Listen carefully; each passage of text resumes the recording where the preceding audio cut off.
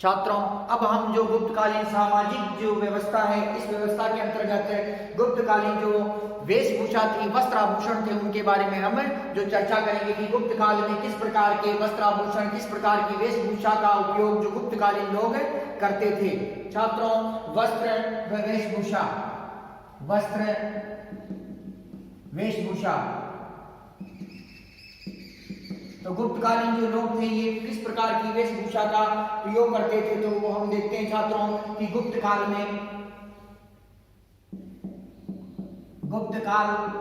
में सूती, रेशमी, ऊनी, कढ़ाई किए हुए,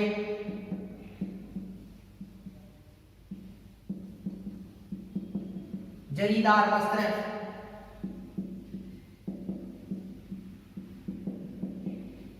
पहनते थे।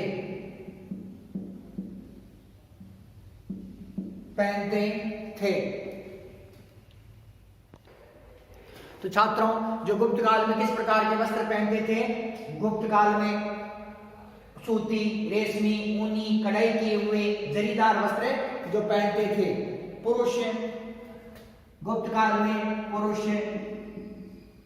अंगरखी, गुप्त काल में पुरुष अंगरखी,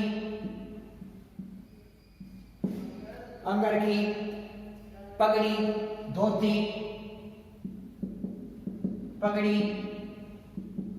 धोती पहनते थे, तथा स्त्रियां साड़ी, ओढ़नी, लहंगा, चोली पहनती थी।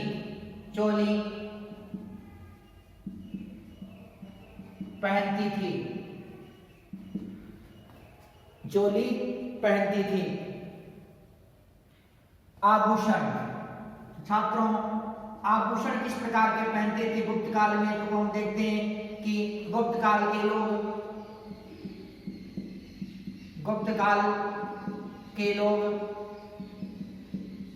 सोने,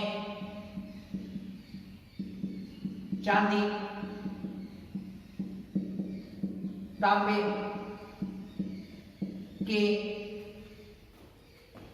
तांबे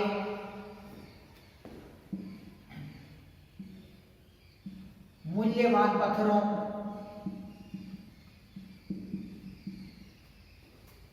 के आभूषण पहनते थे। मूल्यवान पत्थरों के आभूषण पहनते थे। स्त्रियां व पुरुष, स्त्री व पुरुष दोनों ही, स्त्री व पुरुष दोनों ही आभूषण धारण करते थे। दोनों ही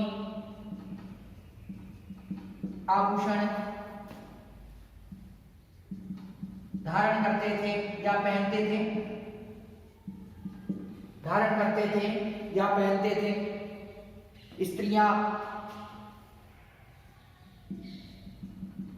स्त्रियां हार, कड़ा,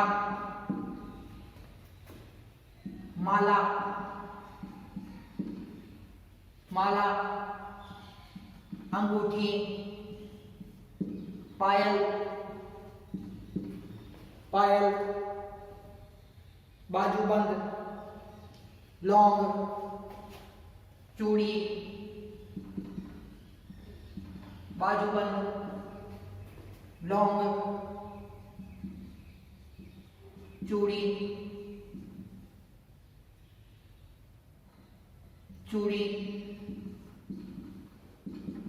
आदि पहनती थी। आदि आभूषण जो पहनती थी।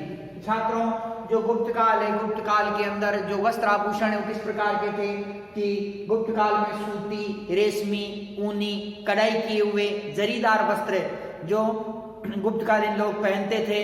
इसके अतिरिक्त जो स्त्री व पुरुष, जो स्त्री थे, स्त्रियां थी, स्त्रियां कौन सा आभूषण, कौन से वस्त्र पहनती थी? ये साड़ी, ओढ़नी, लहंगा, चोली, तो इस प्रकार के जो ये वस्त्र पहनती थी। इसके अतिरिक्त जो पुरुष थे, पुरुष जो धोती, कमीज, पगड़ी, तो ये जो अंगरखी, तो इस प्रकार के ये जो वस्त्र पहनते थे। तो छात्रों, तो यहाँ पर जो गुप्त काल में सूती, रेशमी, ऊनी, कढ़ाई किए हुए जरीदार वस्त्र पहने जाते थे।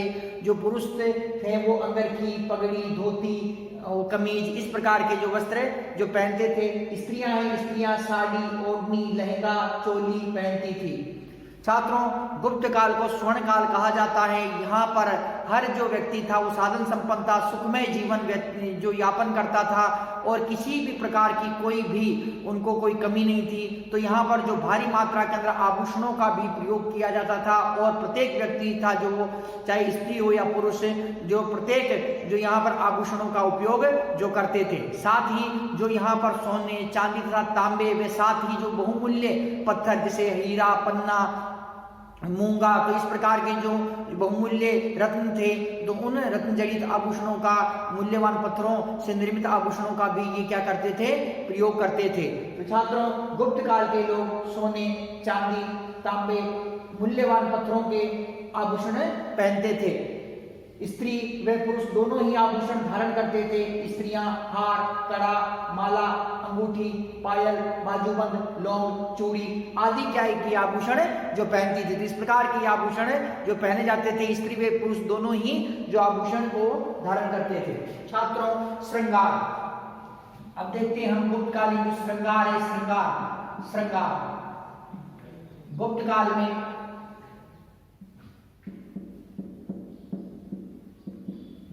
में स्त्री तथा पुरुष दोनों ही श्रृंगार करते थे। स्त्रियां तथा पुरुष दोनों ही श्रृंगार प्रिय थे, दोनों ही श्रृंगार प्रिय थे। अर्थात दोनों ही क्या करते थे? स्त्री व पुरुष ये दोनों ही क्या करते थे कि श्रृंगार करते थे। तो कौन करता था श्रृंगार? स्त्री व पुरुष ये दोनों ही जो श्रृंगार करते थे, इसके अंदर दोनों ही श्रृंगार प्रिय थे। इसके अंतर्गत छात्रों कि अगर चंदन, केसर, कस्तूरी, अगर चंदन, केसर, कस्तूरी,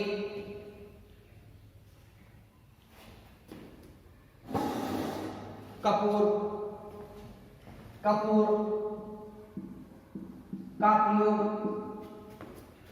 का प्रयोग सुगंध के लिए किया जाता था। छात्रों, जैसे वर्तमान समय के अंदर सेंट लगाते हैं, डीओ लगाते हैं, इसी प्रकार से गुप्त काल के अंदर भी जो शरीर पर सुगंध का प्रयोग किया जाता था, सुगंध लगाई जाती थी। जैसे कौन सी सुगंध थी उस समय प्राकृतिक जो सुगंध थी, जैसे अगर चंदन, केसर, कस्तूरी, कपूर, तो इन जो ये वस्तुएं हैं, तो इनसे क्या करते थे? वो सुगंध का प्रयोग सुगंध बनाते थे तथा उसका प्रयोग अपने शरीर पर वो करते थे। स्त्री तथा पुरुष दोनों ही इस काल के अंदर क्या थे? श्रृंगार प्रिय थे। स्त्रियां अपने बालों को अलग अलग प्रकार से संवारती थी। गुप्त काल में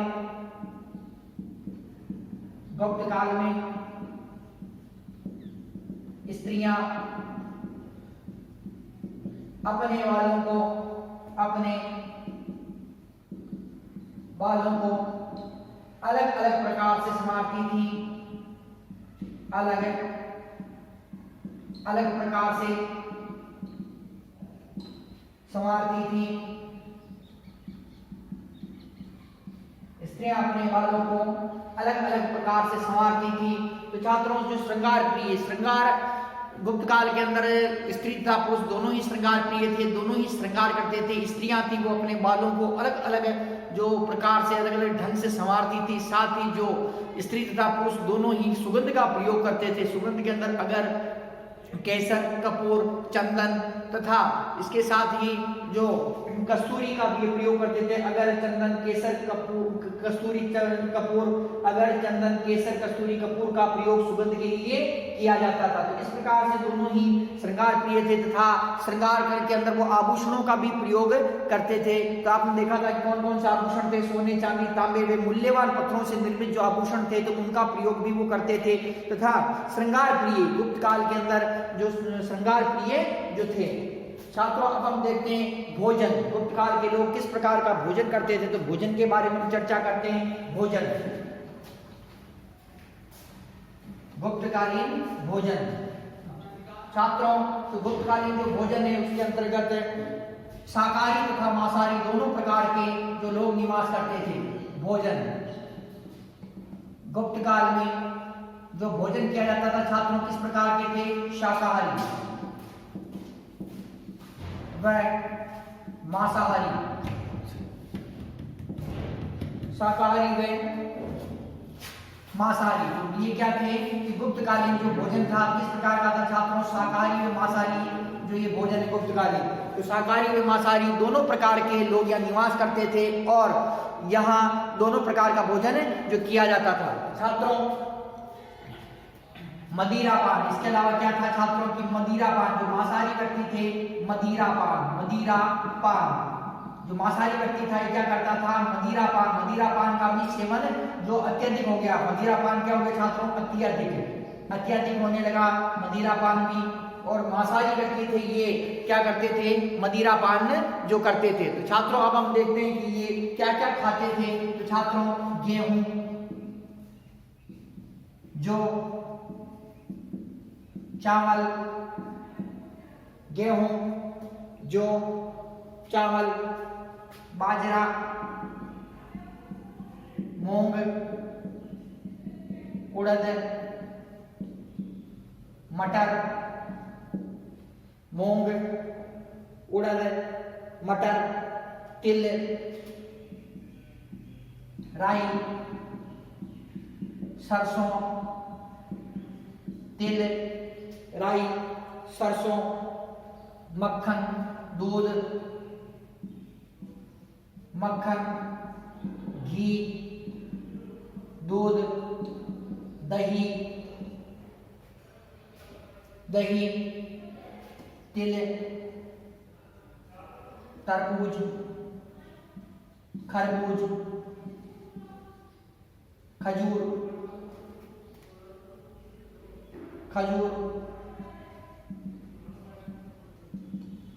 आदि का सेवन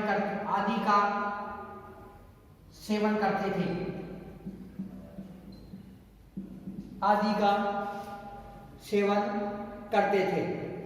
तो छात्रों जो शाकाहारी व्यक्ति थे, शाकाहारी व्यक्ति वे मांसाहारी दोनों।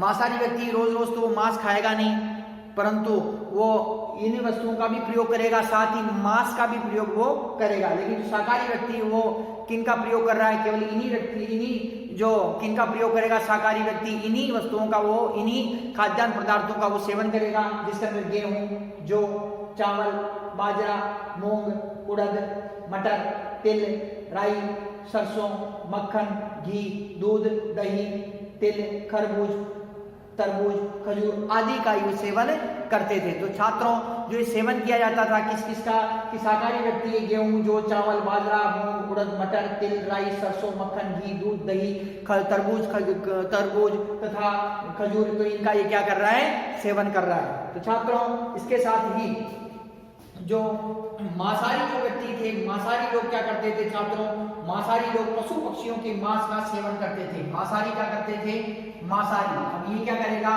पशु पक्षियों के मांस का सेवन करते थे, मांस का सेवन करते थे या मांस को खाते थे, सेवन करते थे। ये कौन करता था छात्रों, ये करते थे मांसाहारी। तो तथा मदिरापान, मांसाहारी व्यक्ति था, ये मदिरापान का भी ये अत्यधिक मात्रा के अंदर ये प्रयोग करते थे। तो इस प्रकार से भोजन था गुप्तकालीन। तो गुप्त काल के अंदर भोजन किस प्रकार का था? 2 प्रकार का था, शाकाहारी तथा मांसाहारी।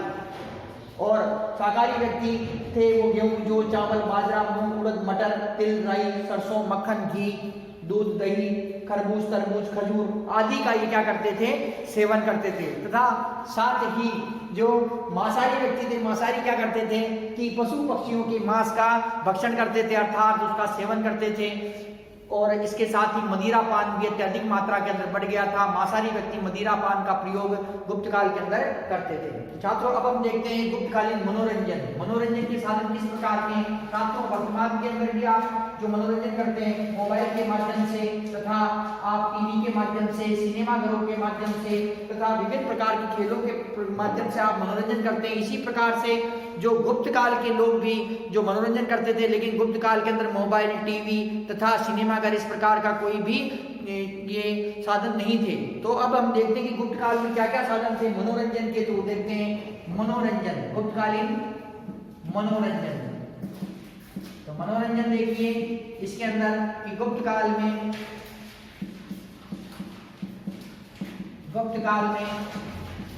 नृत्य, संगीत, वाद्य यंत्र। गुप्त काल में नृत्य, संगीत, वाद्य यंत्र, पशु पक्षियों की लड़ाई, पशु पक्षियों की लड़ाई, बैलों तथा घोड़ों की दौड़, बैलों तथा घोड़ों की दौड़, शतरंज, पासा का खेल, चौपड़,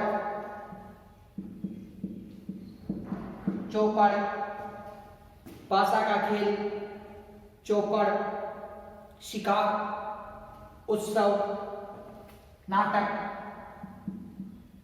शिकार, उत्सव,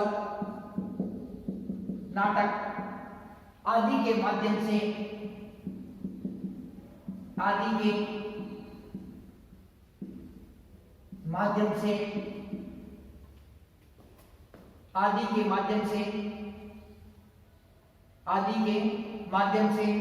मनोरंजन किया जाता था। मनोरंजन किया जाता था। गुप्त काल में छोटे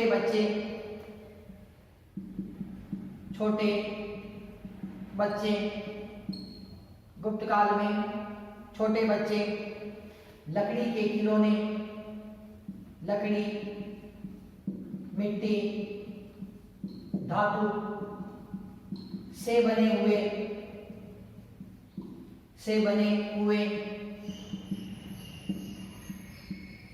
खिलौनों द्वारा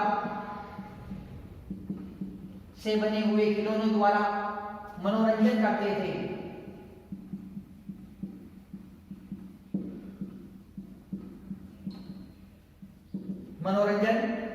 करते थे। गुप्त काल में मनुष्य दयालु, परोपकारी, मेहनती, ईमानदार व क्षमापरायण था। गुप्त काल में मनुष्य दयालु, मेहनती,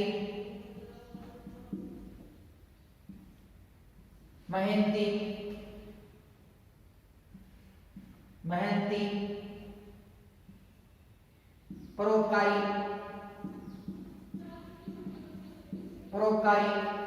गुप्त काल में मनुष्य दयालु, मेहनती, परोपकारी, ईमानदार, उदार, क्षमापरायण था। ईमानदार, दयालु, क्षमापरायण था। तो छात्रों, तो गुप्त काल के अंदर मनुष्य दयालु, मेहनती, परोपकारी, ईमानदार, उदार, क्षमापरायण था। तो छात्रों, जो गुप्त काल है, गुप्त काल के अंदर मनोरंजन के जो प्रमुख साधन है, मनोरंजन के साधन कौन कौन से थे? तो छात्रों, गुप्त काल में नृत्य, संगीत, वाद्य यंत्र, पशु पक्षियों की लड़ाई, बेलों तथा जो घोड़ों का जो दौड़ होती थी, तो घुड़दौड़, बेलों की दौड़, वे घोड़ों की दौड़ के माध्यम से मनोरंजन करते थे। पशु पक्षियों की लड़ाई अर्थात दो पक्षियों को, जैसे मुर्गों को आपस में लड़वा देते थे और उसके अंदर से जो मुर्गा विजेता होता था तो उसके माध्यम से वो क्या करते थे? मनोरंजन करते थे। दो बेलों को आपस में लड़ाई करवा देते थे, दो हाथियों की आपस में लड़ाई करवा देते थे। तो इस प्रकार से जो पशु पक्षियों की जो लड़ाई होती थी, उन लड़ाइयों को देखकर वो क्या करते थे? अपना मनोरंजन करते थे। साथ ही वाद्य यंत्र के माध्यम से, संगीत के माध्यम से, नृत्य के माध्यम से तो वो क्या करते थे कि अपना मनोरंजन करते थे। छात्रों, समुद्रगुप्त का एक सिक्का हमें प्राप्त हुआ सोने का। उस समुद्रगुप्त के सोने के सिक्के पर समुद्रगुप्त को जो वीणा बजाते हुए दिखाया गया है। तो छात्रों, इस प्रकार से जो क्या करते थे कि ये वाद्य यंत्रों के माध्यम से भी ये वाद्य यंत्रों के माध्यम से क्या करते थे छात्रों? वाद्य यंत्रों के माध्यम से ये जो मनोरंजन करते थे। इसके अतिरिक्त चौपड़, शिकार, उत्सव, नाटक आदि के माध्यम से ये मनोरंजन किया जाता था। गुप्त काल में छोटे बच्चे लकड़ी, मिट्टी, धातु से बने हुए खिलौनों द्वारा मनोरंजन करते थे। किससे करते थे छात्रों? लकड़ी, मिट्टी, धातु से निर्मित जो खिलौने होते थे उनके माध्यम से क्या करते थे? मनोरंजन करते थे। तो गुप्त काल में मनुष्य दयालु, मेहनती, परोपकारी, ईमानदार, उदार व क्षमापरायण था। तो छात्रों, इस प्रकार से हमारी जो गुप्तकालीन सामाजिक व्यवस्था है ये कंप्लीट होती है। और इसके आगे हम अब देखेंगे गुप्तकालीन जो आर्थिक स्थिति, उसके बारे में हम चर्चा करेंगे। तो छात्रों, ये हमारी क्या है कि गुप्तकालीन जो सामाजिक स्थिति है ये कंप्लीट होती है। नेक्स्ट टाइम हम नेक्स्ट जो टॉपिक पर अध्ययन करेंगे। धन्यवाद छात्रों।